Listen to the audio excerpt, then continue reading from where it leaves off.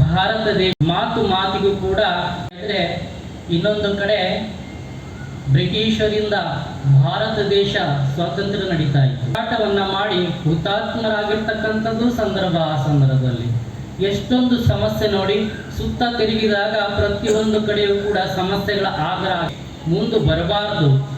ಅಂತಹ ಸಂದರ್ಭದಲ್ಲಿ ಈ ಸಮಾಜ ಭವಿಷ್ಯದಲ್ಲಿ ಇದು ಸಾಮಾನ್ಯವಾಗಿರ್ತಕ್ಕಂತಹ ಮನುಷ್ಯರಿಂದ ಸಾಧ್ಯ ಇಲ್ಲ, ಆ ದೇವ ಮಾನವರಿಂದ ಮಾತ್ರ ಸಾಧ್ಯ ಆಗುವಂಥದ್ದು.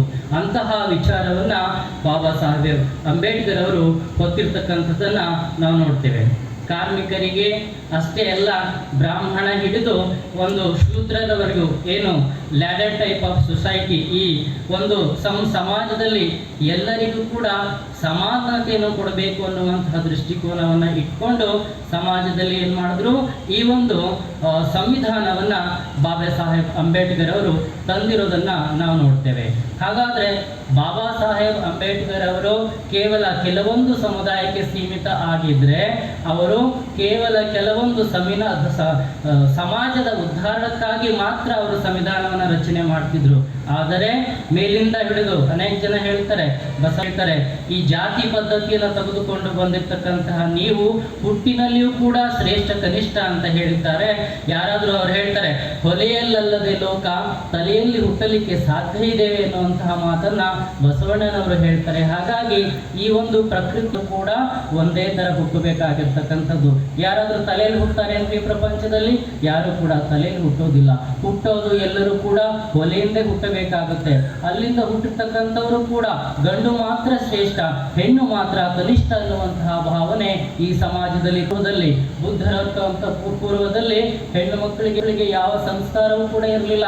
ಬ್ರಾಹ್ಮಣ ಮನೆತನದಲ್ಲಿ ಹುಟ್ಟಿರ್ತಕ್ಕಂಥ ಹೆಣ್ಣು ಮಕ್ಕಳು ಅಕಸ್ಮಾತ್ ಏನಾದ್ರೂ ಅವರು ಮಂತ್ರ ಹೇಳೋದನ್ನ ಕೇಳಿಸ್ಕೊಂಡ್ರೆ ಬೈಯುವಂತ ಕೆಲಸ. ಹಾಗಾದ್ರೆ ಹೆಣ್ಣು ಮಕ್ಕಳ ಕೆಲಸ ಏನಾಗಿತ್ತು ಅಂದ್ರೆ, ಮಕ್ಕಳ ಹಡಿಯುವಂತ ಯಂತ್ರವಾಗಿ ಹೆಣ್ಣು ಮಕ್ಕಳಿದ್ರು, ಅಡಿಗೆ ಮಾಡುವಂತಹ ಯಂತ್ರವಾಗಿ ಹೆಣ್ಣು ಮಕ್ಕಳನ್ನ ನೋಡುವಂತಹ ಪರಿಸ್ಥಿತಿ ಆ ಸಂದರ್ಭದಲ್ಲಿ ಇತ್ತು. ಅದಕ್ಕಾಗಿ ವಿಚಾರ ಮಾಡಿದ್ರು ಈ ಮಹಾತ್ಮರುಗಳೆಲ್ಲ ಬಂದು ಸಮಾಜದಲ್ಲಿ ಇರ್ತಕ್ಕಂತಹ ಈ ನ್ಯೂನತೆಯನ್ನು ತೊಡೆದು ಹಾಕಲಿಕ್ಕೆ ಅವರು ಪ್ರಯತ್ನವನ್ನು ಪಟ್ಟಿದ್ರು. ಅಷ್ಟೇ ಅಲ್ಲ, ಸಾಧನೆ ಕೂಡ ಮಾಡಿ ಸಾಧಿಸಿ ತೋರಿಸುವುದನ್ನ ನಾವು ನೋಡ್ತೇವೆ. ಅಮೆರಿಕಕ್ಕೆ 1776ರಲ್ಲಿ ಸ್ವಾತಂತ್ರ್ಯ ಬಂತು. ಯಾರಿಗೆ ಬಂತು ಸ್ವಾತಂತ್ರ್ಯ? ಕೇವಲ ಶ್ರೀಮಂತರು ಮಾತ್ರ ಸ್ವಾತಂತ್ರ್ಯವನ್ನು ಅನುಭವಿಸಬೇಕಾಗಿತ್ತು. ಕೇವಲ ಚರ್ಮದಿಂದ ಬಿಳಿ ಇರ್ತಕ್ಕಂತಹ ವ್ಯಕ್ತಿಗಳಿಗೂ ಮಾತ್ರ ಸ್ವಾತಂತ್ರ್ಯ ಬಂತು. ಆದರೆ ಮಾಡುವಂತಹವರು, ಸೇವೆಯನ್ನ ಮಾಡುವಂತವರಿಗೆ ಸ್ವಾತಂತ್ರ್ಯವಿರಲಿಲ್ಲ. ಎಷ್ಟು ಅವರಿಗೆ 1776 ವರ್ಷದಲ್ಲಿ ಪರಿಪೂರ್ಣ ಸ್ವಾತಂತ್ರ್ಯವನ್ನ, ಅಂದ್ರೆ ಸಮಾಜದ ಕಟ್ಟ ಕಡೆಯ ವ್ಯಕ್ತಿಗೂ ಕೂಡ ಸ್ವಾತಂತ್ರ್ಯ ಸಿಗಬೇಕು ಅನ್ನೋದನ್ನ ನಾವು ನೋಡ್ತಾ ಇದ್ದೇವೆ. 90 ವರ್ಷ ಹಿಡಿತು. ಅಂದ್ರೆ ಬ್ರಿಟಿಷರಿಂದ ಸ್ವಾತಂತ್ರ್ಯವನ್ನು ಹೊಂದಿರತಕ್ಕಂತಹ ಅಮೆರಿಕ ದೇಶ ಸಾಮಾನ್ಯ ಪ್ರಜೆಗಳಿಗೆ ಸ್ವಾತಂತ್ರ್ಯನ ಕೊಡಲಿಕ್ಕೆ 90 ವರ್ಷಗಳ ಕಾಲ ಕಳೆದಿರ್ತಕ್ಕಂಥದ್ದು. ಆ ಮಧ್ಯೆ ಅಲ್ಲಿ ಹೋರಾಟ ಮಾಡಿರ್ತಕ್ಕಂತಹ ಶ್ರೇಷ್ಠ ಮಹಾನ್ ಶಕ್ತಿ ಯಾರಾಯಿತು ಅಂದ್ರೆ ಅದು ಅಬ್ರಹಾಂ ಲಿಂಕನ್ ಅವರು. ಎಷ್ಟು ಪ್ರಯತ್ನವನ್ನ ಮಾಡಿದ್ರು, ಎಷ್ಟು ಹೋರಾಟವನ್ನ ಮಾಡಿ ಎಲ್ಲರಿಗೂ ಕೂಡ ಸಮಾನತೆ ಸಿಗಬೇಕು, ಸ್ವಾತಂತ್ರ್ಯ ಸಿಗಬೇಕು ಅಂತ ಹುದ್ದೆಗಳಿದೀವಲ್ಲ, ನಮ್ಮ ಅದೃಷ್ಟ, ನಮ್ಮ ಪುಣ್ಯದ ಫಲ. ಅಂಬೇಡ್ಕರ್ ಅವರು ದೇವರಾಗಿ, ಗುರುವಾಗಿ, ಭಾರತ ಭೂಮಿಯ ಶ್ರೇಷ್ಠ ಮಹಾತ್ಮರಾಗಿ ಬಂದು ನಮಗೆ ಸ್ವಾತಂತ್ರ್ಯವನ್ನು ಕೊಟ್ಟಿರೋದನ್ನ ಮರುಕ್ಷಣ ನಾವು ನೋಡ್ತೇವೆ. ಅಷ್ಟೇ ಅಲ್ಲ, ಬಾಬಾ ಸಾಹೇಬ್ ಅಂಬೇಡ್ಕರ್ ಅವರು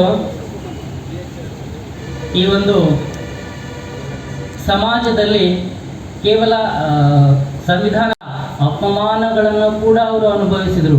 ಟೀಕೆ, ನಿಂದನೆಗಳನ್ನ ಅನುಭವಿಸಿದಾಗ ಮಾತ್ರ ಅವರು ಸಾಧನೆ ಮಾಡಲಿಕ್ಕೆ ಸಾಧ್ಯ ಆಯಿತು. ಅದೇ ರೀತಿಯಾಗಿ ನೀವೆಲ್ಲರೂ ಕೂಡ ಈಗ ಭಾರತ ದೇಶದ ಸಂವಿಧಾನದ ಆಶ್ರಯ ಪಡೆದು ಇಲ್ಲಿ ನಾವು ಒಂದು ನಮ್ಮ ಜೀವನವನ್ನ ನಡೆಸ್ತಾ ಇದ್ದೇವೆ. ಪ್ರಹಾರ ಮಾಡತಕ್ಕಂತಹ ಅಧಿಕಾರಶಾಹಿಗಳು ಮತ್ತು ಉನ್ನತ ಶ್ರೇಣಿಯಲ್ಲಿ ಹುಟ್ಟಿರ್ತಕ್ಕಂತಹ ವ್ಯಕ್ತಿಗಳು ಇನ್ನೂ ಕೂಡ ಶೋಷಣೆಯನ್ನ ಮಾಡ್ತಾರೆ. ದೇಶಗಳನ್ನ ಉಳಿಸಲಿಕ್ಕೆ, ಬೆಳೆಸಲಿಕ್ಕೆ ಪ್ರಯತ್ನವನ್ನ ಮಾಡೋಣ.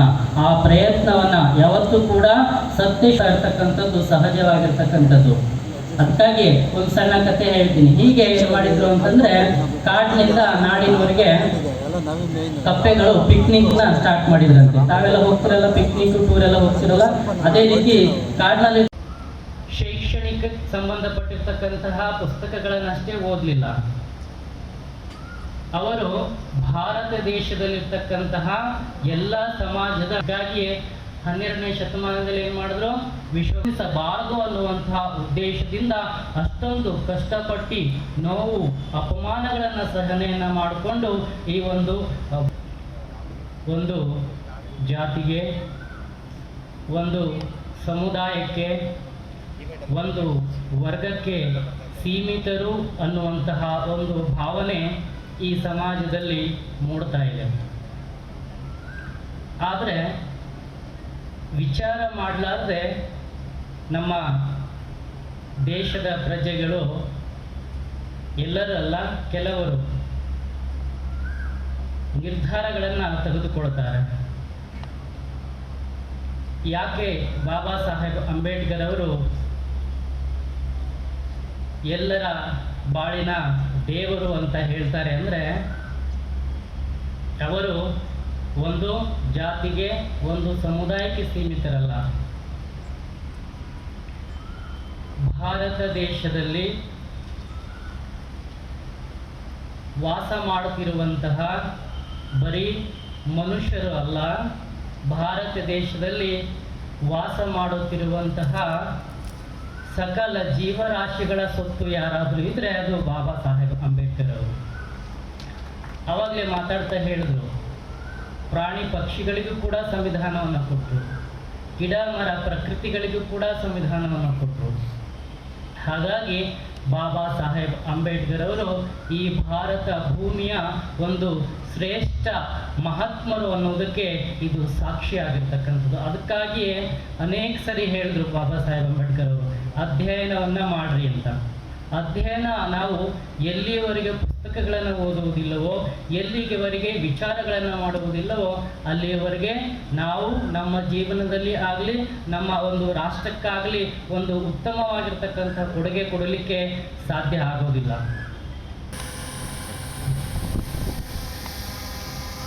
ಈ ಒಂದು ಕಾರ್ಯಕ್ರಮಕ್ಕೆ ತಾವು ಬರಬೇಕು ಅಂತ ಇಲ್ಲಿನ ಎಲ್ಲ ಕಾರ್ಯಕ್ರಮದ ಆಯೋಜಕರು ಹಾಗೂ ವೀರಣ್ಣ ಅವರು ದೂರವಾಣಿ ಮುಖಾಂತರ ಸಂಪರ್ಕವನ್ನು ಮಾಡಿದರು.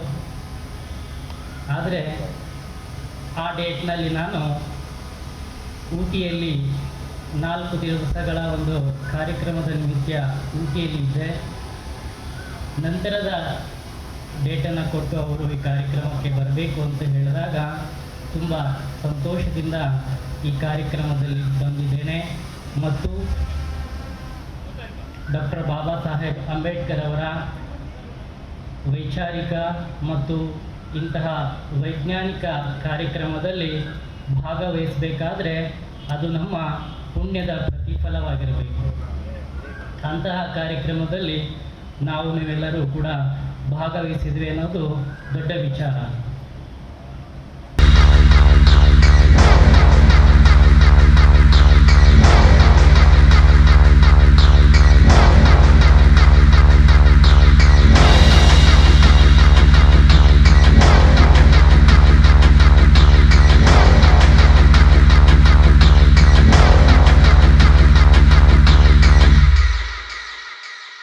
ಸದ್ಗುರು ಬಸವಯೋಗಿ ಸ್ವಾಮೀಜಿಯವರು, ಮೇಡಮ್ ಪದ್ಮಾವತಿಯವರು, ಮುಕುಂದ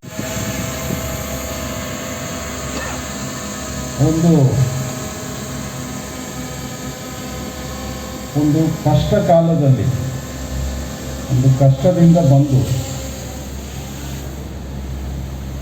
ದೊಡ್ಡವರಾಗಿ, ಅಂದರೆ ಸಮಾಜದಲ್ಲಿ ಒಳ್ಳೆ ದೊಡ್ಡವರಾಗಿ ಬೆಳೆದು ದೊಡ್ಡ ಕೆಲಸ ಮಾಡಿದ್ದಾರೆ, ನಮ್ಮ ಎಲ್ಲರಿಗೂ ಮಾಡಿದ್ದಾರೆ. ನಮ್ಮದು ಒಂದು ಅಗ್ರಿಕಲ್ಚರಲ್ ಫ್ಯಾಮಿಲಿ ಆಂಧ್ರ ಪ್ರದೇಶದಲ್ಲಿ. ನಾನು ಓದಿದ್ದು ಚೆನ್ನೈಯಲ್ಲಿ ಓದಿದ್ದೀನಿ, ವೆಸ್ಟ್ ಬೆಂಗಾಲಲ್ಲಿ ಓದಿದ್ದೀನಿ, ಕೆಲಸ ಮಾಡೋದು ಕರ್ನಾಟಕದಲ್ಲಿ. ಇದೆಲ್ಲ ಒಂದು ಪಾಸಿಬಲ್ ಆಗಬೇಕಂದ್ರೆ ನಮ್ಮ ಸಂವಿಧಾನ ಇದೆ, ಅದಕ್ಕೆ ಇಟ್ ಈಸ್ ಪಾಸಿಬಲ್. ಇಲ್ಲಾಂದರೆ ಅವ್ರವ್ರ ಊರು ಅವರವರು, if I am from N agricultural community I should only do agriculture ಅಂತಲೇ ಮುಂಚೆ ಎಲ್ಲ ಇತ್ತು. ಇದು ಸಂವಿಧಾನ ಬರೋಕ್ಕೂ ಮುಂಚೆ ಸ್ವಲ್ಪ ಅದು ಒಂದು ರೂಢಿ ಆಗಿದೆ. ನೀವು ಇದು ಮಾಡ್ತಾ ಇದ್ದೀರಾ ಇದೇ ಮಾಡಬೇಕು, ನೀವು ಅದು ಮಾಡ್ತಾ ಇದ್ದೀರಾ ಅದೇ ಮಾಡಬೇಕು ಅಂತ ಒಂದು ಒಂದು ಒಂದು ಸಮ್ಟೈಮ್ಸ್ ಅಂದರೆ ಅಷ್ಟು ಈಸಿ ಕೆಲಸ ಇಲ್ಲ. ಸೊ ಅದಕ್ಕೆ ಎಷ್ಟೋ ತಡೆಗಳು ಅವಾಂತರಗಳು ಆಗಿರುತ್ತದೆ ಅಂತ ನಮ್ಮ ಓದಿದರೆ ಗೊತ್ತಾಗುತ್ತೆ. ಸುಮಾರು ಅಪೋಸಿಷನ್ ಇರುತ್ತೆ ಅದಕ್ಕೆಲ್ಲ. ಅದನ್ನು ತಡ್ಕೊಂಡು ನಿಲ್ಕೊಂಡು ಈಗ ವೆರಿ ಈಸಿ ಅದೇನೋ ಬರೆದ್ರು ಹಂಗೆ ಹಿಂಗೆ ಅಂತ ಹೇಳೋದು ಸುಮಾರು ಜನ ಹೇಳ್ತಾ ಇರ್ತಾರೆ. That is not so. ಮಾಡಿ ಇದೆಲ್ಲ ಬರೆಯೋದು ದೊಡ್ಡ ವಿಷಯ. ಇದು it is not A great, it is not an easy job. The existence of a democracy, ಈಗ ನಾವು ಈಗಲೂ democratic and the people who wrote the constitution. That is why ನಮ್ಮ ಡಾಕ್ಟರ್ ಬಿ ಆರ್ ಅಂಬೇಡ್ಕರ್ ಅವರು ಅವ್ರದ್ದು ಒಂದು ಡಿಫ್ರೆಂಟ್ ಲೆವೆಲ್ ಥಿಂಕಿಂಗ್ ಇತ್ತು. And that thinking was possible because of education. ಒಂದು ಒಂದು ಒಂದು ಅವರಿಗೆ ಒಂದು ಒಂದು ನಾಲೆಡ್ಜ್ ಇತ್ತು, ಒಂದು ನಾಲೆಡ್ಜು, ಒಂದು ಇಂಟೆನ್ಷನ್ ಇತ್ತು. ಅದೇ ಇಲ್ಲ. ಯಾಕಪ್ಪ ನಮಗೆ ನಾವು ಸ್ವಲ್ಪ ಕಾಂಪ್ರಮೈಸ್ ಆಗ್ಬಿಡೋಣ ಅಂತ ವೆರಿ ನ್ಯಾಚುರಲ್. ಯಾಕೆ ಎಡೇಕು ಅಂತ, ಯಾಕೆ ರಾಮಾಯಣ ಅಂತ. But out remembered. ಅದಕ್ಕೆ ಅವ್ರನ್ನ ಇವತ್ತಿಗೂ ನಾವು ನೆನಪಿಟ್ಕೊಂಡು ಮಾತಾಡ್ತೀವಿ ಅಂದರೆ ಅವರು ಕಾಂಪ್ರಮೈಸ್ ಮಾಡಿಲ್ಲ. Everyone to grow in life and growth in life. Article 14 ಅವರಿಗೊಂದು ನ್ಯಾಯ, ಬಲಹೀನರಿಗೆ ಇನ್ನೊಂದು ನ್ಯಾಯ ಅಂತ ಬರ್ತಾ ಇತ್ತು. ನಾನು ತಪ್ಪು ಮಾಡಿದ್ರು ಒಂದೇ ಶಿಕ್ಷೆ. ಇಂಡೋನೇಷ್ಯಾ ಇಂಥದ್ದೆಲ್ಲ ಅದೇ ಟೈಮ್ ಎಲ್ಲ ಕೊಲೋನಿಯಲ್ ಪವರ್ಸ್ ಎಲ್ಲ ಹೋಗಿದ್ರು ಇಲ್ಲಿಂದ. ಬಟ್ ಇಫ್ ವಿ ಸಿ, ನಾವು ಏನೇನೋ ಹೇಳ್ತೀವಿ, ಇಲ್ಲ we have not developed to an extent. Yes, we should have developed more ಎಲ್ಲ ಇರುತ್ತೆ. ಬಟ್ ದೊಡ್ಡ ವಿಷಯ ಏನಂದರೆ we still have democracy with us. We still can elect. ಈಗ ಎಲ್ಲ ಕಂಟ್ರೀಸಲ್ಲಿ ಅವರು ಯಾರು ಸ್ಟ್ರಾಂಗ್ ಇರ್ತಾರೋ, ಯಾರು ಬಲವಂತ ಇರ್ತಾರೋ, ಅವ್ರ ಪಾಠಕ್ಕೆ ಅವ್ರು ಏನು ಹೇಳ್ತಾರೋ ಅದು ನಡೀತದೆ. ಈಗ ಇವನ್ ಹೇಳಿಲ್ಲ, ನಿಮ್ದು ತಾಕತ್ತಿದ್ರೆ, ನೀವು ಓದಿದರೆ, ನೀವು ಏನಾದ್ರು ಮಾಡಿದರೆ, ಒಳ್ಳೆ ಕೆಲಸ ಮಾಡಿದ್ರೆ, ಇದು ನಾವು ಸುತ್ತ it is a great thing. ಈಗ ಅಂತ ನನಗೆ ಅನಿಸ್ತಾ ಇದೆ, you would have gone through lot of troubles, lot of problems. It is not easy to write such a document at that time. ಅನಿಸ್ತದೆ ಇಲ್ಲ ಅದು ಸಕ್ಸಸ್ ಆಗಲ್ಲ ಅಂತ. But in the long term it is correct. Independence ಇದು ಬರ್ಮಾಕ್ಕೆ ಬಂತು same time. ಇಂತಹ ಕಾರ್ಯಕ್ರಮ ಪ್ರತಿ ವರ್ಷ ಕೂಡ ಆಗಬೇಕು. ಯಾಕೆ ಅಂದರೆ ನಮ್ಮ ಮುಂದಿನ ಭವಿಷ್ಯದ, ಮುಂದಿನ ಪೀಳಿಗೆಗೆ ಸಮಾಜಕ್ಕೆ ತಮ್ಮನ್ನು ತಾವು ತೊಡಗಿಸಿಕೊಂಡಿರ್ತಕ್ಕಂತಹ ಮಹಾತ್ಮರ ಬಗ್ಗೆ ತಿಳಿಸುವಂತಹ ಕಾರ್ಯಗಳು ಇವು. ಕೇವಲ ಊಟಗಳನ್ನು ಮಾಡಿ, ಹಾಡಿ, ಕುಣಿದು ಹೋಗುವಂತಹ ಕಾರ್ಯಕ್ರಮವನ್ನು ಮಾಡಲಾರ್ದೆ ಇಂತಹ ಅರ್ಥಪೂರ್ಣವಾಗಿರ್ತಕ್ಕಂತಹ ಕಾರ್ಯಕ್ರಮ ಮಾಡಿದಾಗ ಮುಂದಿನ ಭವಿಷ್ಯದ ಮಕ್ಕಳಿಗೆ ಉಜ್ವಲವಾಗಿರ್ತಕ್ಕಂತಹ ಭವಿಷ್ಯ ಬರಲಿಕ್ಕೆ ಸಾಧ್ಯ ಆಗುತ್ತೆ. ಚಂದ್ರಶೇಖರ್ ಸರ್, IPS ಸರ್ ಅವರಿಗೆ ಕಂಪನಿ ಪರವಾಗಿ ವಂದನೆಗಳನ್ನು ಸಲ್ಲಿಸ್ತೇನೆ. ಈಗ ಮುಖ್ಯ ಅತಿಥಿಗಳಿಗೆ ಸನ್ಮಾನ ಕಾರ್ಯಕ್ರಮ.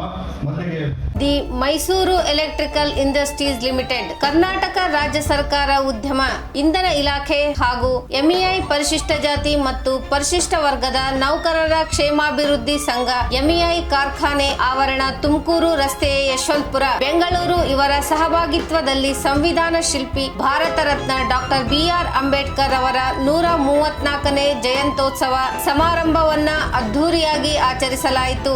ಈ ಕಾರ್ಯಕ್ರಮಕ್ಕೆ ಆಗಮಿಸಿದ ಕರ್ನಾಟಕ ಸರ್ಕಾರದ ಸಾರಿಗೆ ಮತ್ತು ಮುಜರಾಯಿ ಸಚಿವರಾದ ಸನ್ಮಾನ್ಯ ಶ್ರೀ ರಾಮಲಿಂಗಾರೆಡ್ಡಿ ಅವರು ಹಾಗೂ ಕಾರ್ಯಕ್ರಮದ ಅಧ್ಯಕ್ಷತೆ ವಹಿಸಿದ ಸನ್ಮಾನ್ಯ ಶ್ರೀ S ಮನೋಹರ್, ಅಧ್ಯಕ್ಷರು ಎಂಇಐ ಲಿಮಿಟೆಡ್ ಹಾಗೂ ಘನ ಉಪಸ್ಥಿತಿಯಲ್ಲಿ ಶ್ರೀ ಗೌರವ ಗುಪ್ತಾ IAS, ಸರ್ಕಾರದ ಅಪರ ಮುಖ್ಯ ಕಾರ್ಯದರ್ಶಿಗಳು, ಇಂಧನ ಇಲಾಖೆ, ಕರ್ನಾಟಕ ಸರ್ಕಾರ ಹಾಗೂ ಶ್ರೀ ಪಂಕಜ್ ಕುಮಾರ್ ಪಾಂಡೆ IAS, ವ್ಯವಸ್ಥಾಪಕ ನಿರ್ದೇಶಕರು KPTCL ಹಾಗೂ ಸನ್ಮಾನ್ಯ ಶ್ರೀ ಚಂದ್ರಶೇಖರ್ IPS, ADGP ಲೋಕಾಯುಕ್ತ ಮತ್ತು ಆಂತರಿಕ ಭದ್ರತೆ ಶ್ರೀಮತಿ ಡಿ ಪದ್ಮಾವತಿ ವ್ಯವಸ್ಥಾಪಕ ನಿರ್ದೇಶಕರು MEI ಲಿಮಿಟೆಡ್ ಹಾಗೂ ಮುಖ್ಯ ಅತಿಥಿಗಳಾದ ಪರಮ ಪೂಜ್ಯ ಸದ್ಗುರು ಶ್ರೀ ಬಸವಯೋಗಿ ಸ್ವಾಮೀಜಿಯವರು, ವಿಶ್ವ ಕಲ್ಯಾಣ ವಿಷನ್ ಬಸವ ಗಂಗೋತ್ರಿ ಆಧ್ಯಾತ್ಮಿಕ ಕೇಂದ್ರ ಬೆಂಗಳೂರು ಹಾಗೂ ಸನ್ಮಾನ್ಯ ಶ್ರೀ ಪ್ರೊಫೆಸರ್ LN ಮುಕುಂದರಾಜ್ ಅಧ್ಯಕ್ಷರು, ಕರ್ನಾಟಕ ಸಾಹಿತ್ಯ ಅಕಾಡೆಮಿ ಹಾಗೂ ಖ್ಯಾತ ಸಾಹಿತಿಗಳು, ಸನ್ಮಾನ್ಯ ಶ್ರೀ ಚಂದನ್ ಕುಮಾರ್ KSPS ಸಹಾಯಕ ಪೊಲೀಸ್ ಆಯುಕ್ತರು